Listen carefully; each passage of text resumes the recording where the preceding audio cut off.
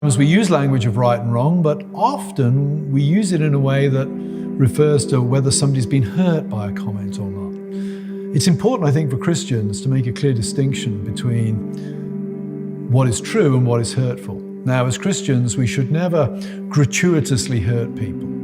We should never present the truth in a hurtful manner by intention. But we should also not lose sight of the fact that sometimes the truth is hurtful.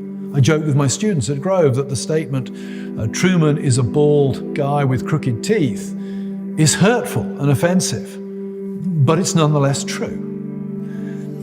And in the realm of morality today, yes, to tell somebody that their choice of identity or their choice of sexual lifestyle is wrong may well be hurtful, particularly if it goes to the core of who they feel they are. And yet, it may still be the truth. And it may still be necessary to speak that in order to stop that person traveling down a very, very destructive path. Any Christian, how should a youth leader, how should a pastor, how should a parent, how should a grandparent address a young child that they love who, for example, is struggling with gender dysphoria? How do you address that issue? Well, I think a couple of things come to mind. One, I think if you don't have a prior relationship with the child, it's far more difficult. So if you have an established relationship with the child that's a loving one and the child knows that you love and care for them, you've got something to work with. Secondly, I'd want to say, do not trivialize what the child is saying to you.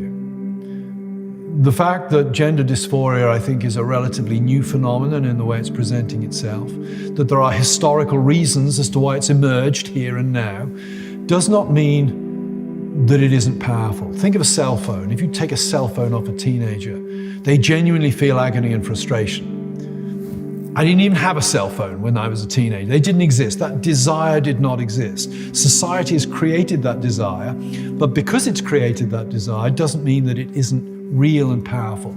So I think the second thing one needs to do is listen to the child. Listen sympathetically to what the child says and understand that you're listening to what is probably an agonizing and confusing testimony. Thirdly, I think I'd want to ask the child, where do these feelings come from? Tell me the story as to where these feelings come from. I remember talking to one young person who was struggling with gender dysphoria, and I said to him, when did you start to think you were a woman trapped in a man's body? And he said to me, well, I was at school and I was bullied at school. I was kind of geeky.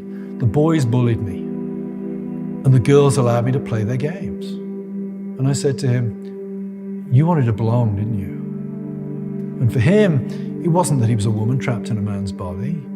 It was he wanted to belong. And the only people who'd ever allowed him to belong were the girls in the schoolyard. So I'm not saying that story applies to every gender dysphoric testimony everywhere, but try to find out why the child thinks the way they do. And then I would say, make sure that the child is not going to do anything that they will regret in later life. I want to say, it's okay for a 9-year-old to be confused. It's okay for a 9-year-old to be confused about gender, in a sense, as long as they make no catastrophic decision that really forecloses the issue.